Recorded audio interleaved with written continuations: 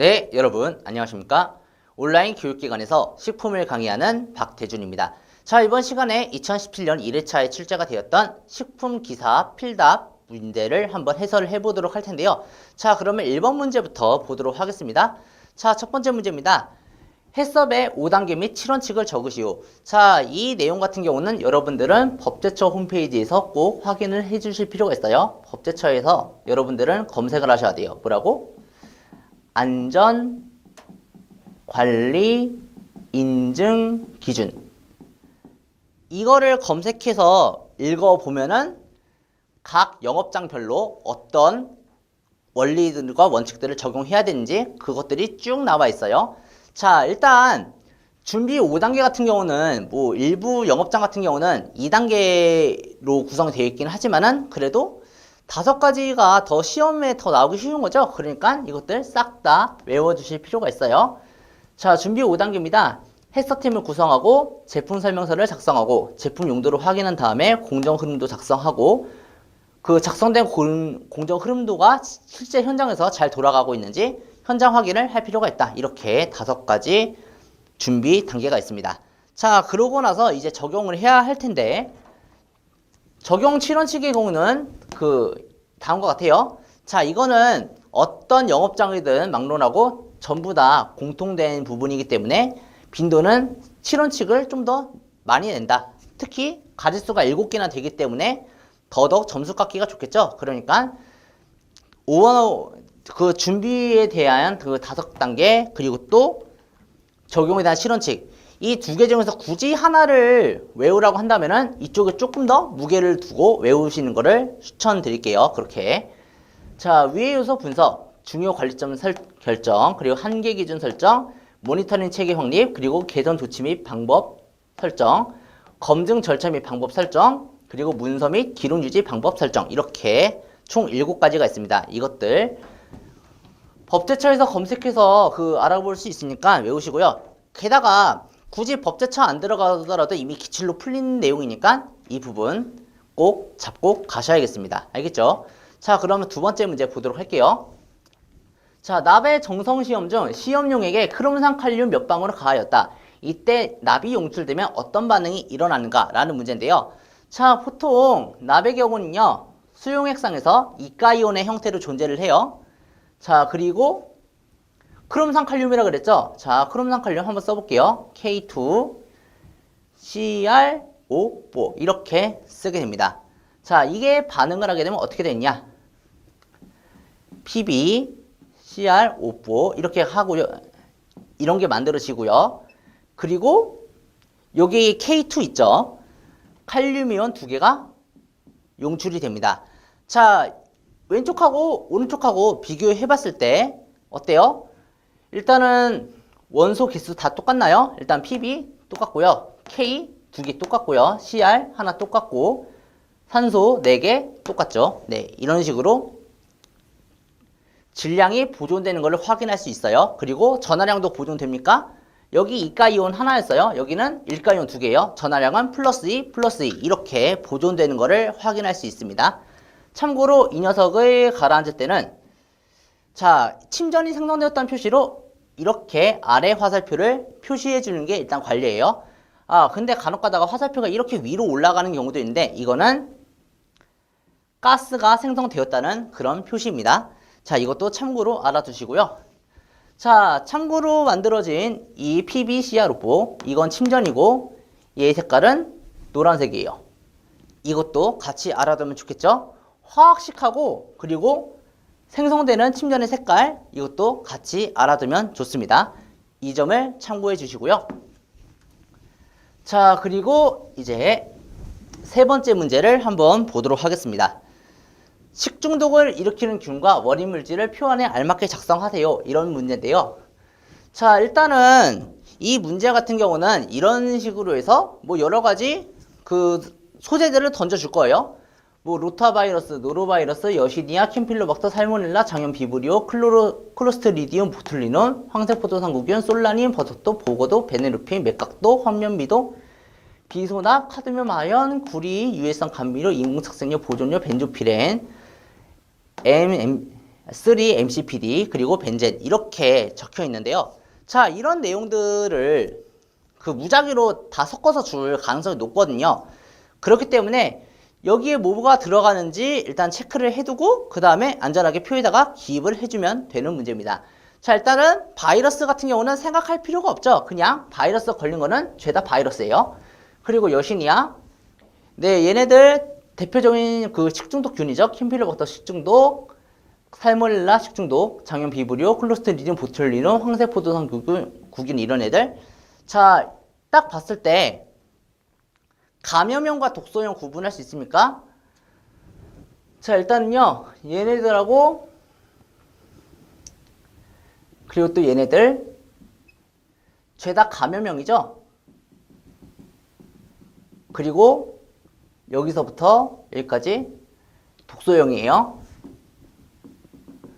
그리고 또 공통점 있죠. 얘네들은 세균성이라는 거, 얘도 세균성이라는 거.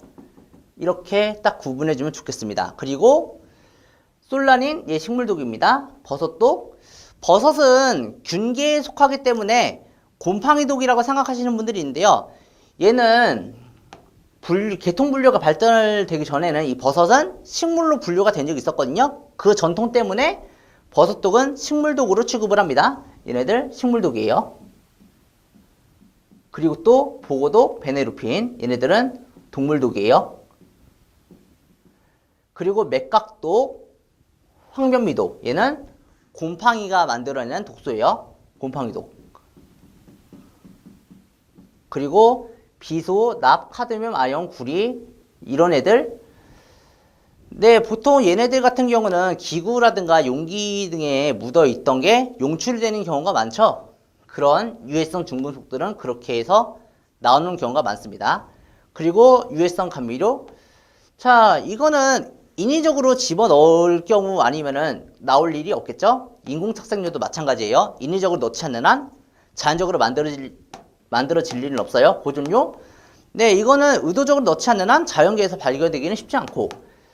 근데 벤조피렌, M3-MCPD 그리고 벤젠 이런 애들은 내가 의도하지 않았는데도 만들어질 수가 있어요. 가공이라든가 조리라든가 여러 가지 처리를 하는 과정에서 만들어질 수 있다. 이 점들을 생각을 해서 표에다가 채워 넣어주면 되는 겁니다. 알겠죠? 자, 그리고 잔류하는 것 중에서 뭐 농약이라고 뭐 있기는 한데요. 자, 근데 농약 같은 경우는 여러 가지가 있잖아요. 뭐 유기인제, 유기염소제, 뭐 유기수은제, 뭐 유기비소제, 카바메이트제, 뭐 여러 가지가 있죠. 근데 농약 중에서 뭐 중금속을 쓴 거, 뭐 수은이라든가 비소라든가 얼마든지 겹칠 수가 있는 거죠. 그렇기 때문에 아마 농약으로 한다면은 좀 이것들을 혹시 넣어야 되지 않을까 생각을 하실 수 있을 것 같아요. 자, 근데 이렇게 논란이 될 만한 것들은 일단은 1차적으로 한번 그 출제를 할 때 걸러질 테니까 너무 걱정하지 않으셔도 됩니다. 알겠죠? 일단은 어찌됐든 간에 올바르게 기입을 했으니까 이거를 틀렸다고 하진 않을 거예요. 거기다가 중복이 되는 거 웬만하면 배제를 하고 문제를 낼 거니까 걱정하지 마십시오. 알겠죠? 이렇게 적어주시면 안전해요. 자, 그리고 이제 네 번째 문제를 한번 보도록 하겠습니다. 35%의 소금물 100ml를 5%의 소금물로 희석하려면 첨가해야 하는 물의 양은 얼마인가? 뭐 이거 소문자긴 한데요. 뭐 이거 다 혼용하죠. 이렇게도 쓰고 이렇게도 쓰고 이렇게도 쓰고 그냥 L의 형태가 다른 것 뿐이지 그냥 똑같은 거예요. 그러니까 여기 대해서 너무 나 이런 단위 본 적 없는데 이렇게 하진 마세요. 알겠죠? 그냥 L을 어떻게 썼느냐 그 차이입니다.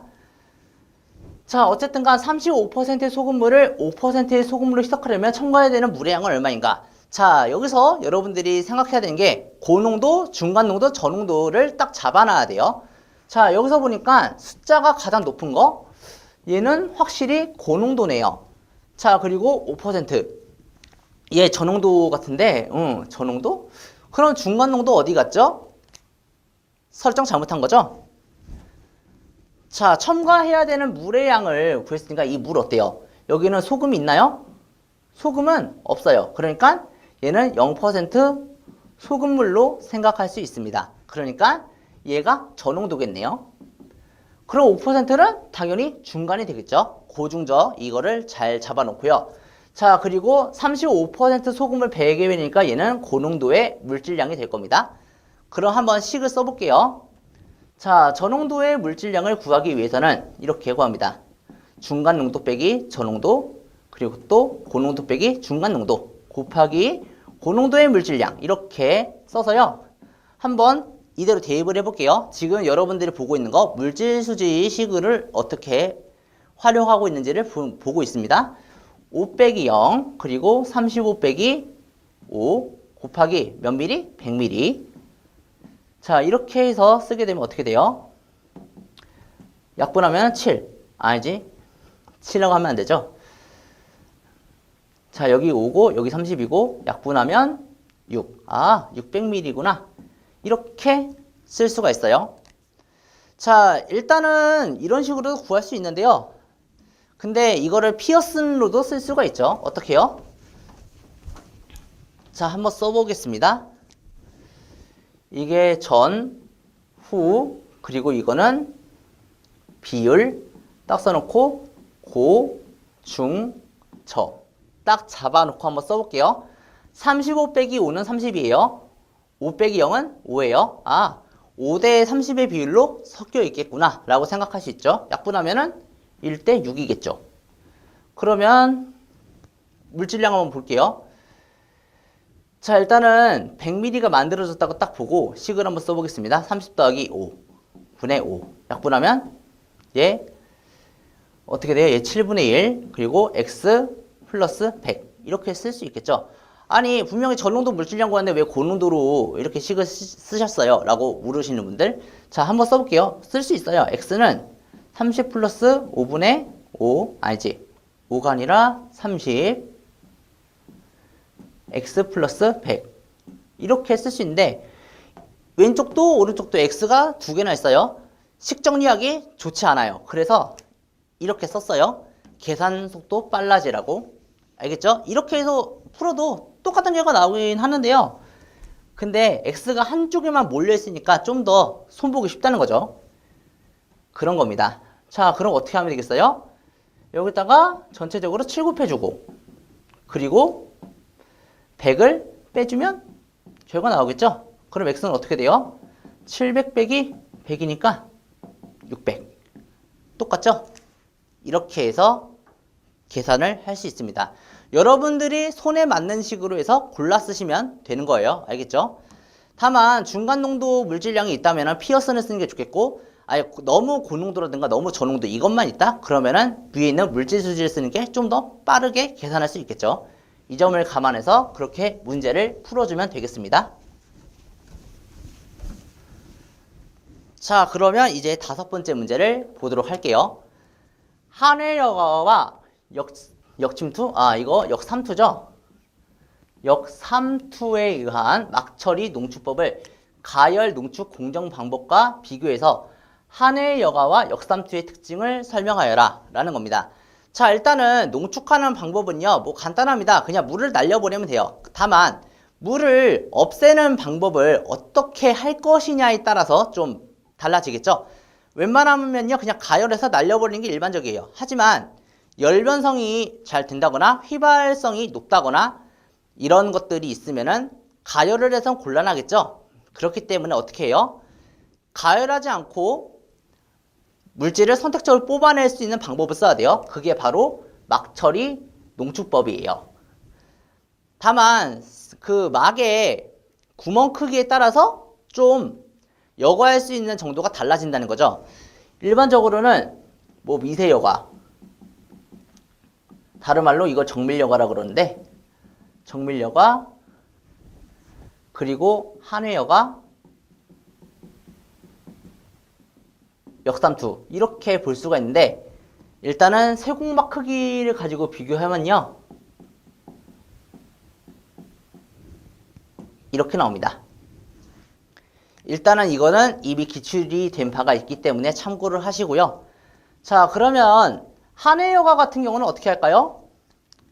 네, 일단은 막구멍이 조금 커요. 얘 같은 경우는. 그러면은 큰 것도 있고 작은 것도 있고 구멍 크기를 조금 조절해 볼까요? 큰 것도 있고 작은 것도 있고 뭐 이런 것도 있고 이렇게 볼 수가 있겠죠. 자, 여기서 압력을 가했다고 볼게요. 압력을 가하면 어떻게 돼요? 자, 그러면은 결과는 어떻게 됐냐? 자, 구멍을 좀 뚫어 놓고 얘네들만 남고요. 나머지 둘, 셋, 넷, 다섯, 여섯, 일곱 이렇게 큰 것만 걸러내고 작은 것들을 다 빼낼 수가 있어요. 이런 식으로 분리 농축이 가능하겠죠. 자, 그러면 이제 역삼투를 볼게요. 역삼투 같은 경우는 이렇습니다. 여과막을 딱 주고 나서 여기 구멍이 뚫리긴 한데 거의 안 뚫렸어요. 뭐 이런 식으로 이렇게 놓고 자, 한번 그려봤습니다. 자, 여기서 강한 압력을 가해봤어요. 그럼 어떻게 됐냐? 딱 보면요. 이 막을 통과하는 거는 없어요. 자, 크기 큰 거, 중간 크기, 작은 거. 안 통과해요. 대신에 통과하는 게 있죠. 어떤 게 통과해요? 여기에 물이 통과하겠죠. 대신에. 자, 그렇게 되면 어떻게 돼요? 이쪽은 더더욱 농축이 되겠죠. 자, 목적 물질의 크기가 여과막 크기보다 크기 때문에 투과하지 못해요. 그렇기 때문에 역삼투는 주로 농축 용도로 많이 쓰게 됩니다. 한해여과는 물질을 분리하는 용도로 쓰게 되는 거고요. 자, 지금 역삼투의 결과를 지금 보고 있습니다. 지금 이거는 물만 빠진다. 그러니까 어떻게 돼요? 당연히 물이 통과할 수 있을 정도로만 세공막 크기는 그렇게 작게 만들어야겠죠. 그렇게 좀 치밀하게 만들어놔야 역삼투가 잘 돼요. 자, 이런 점을 쓰면 되는 문제였습니다. 알겠죠?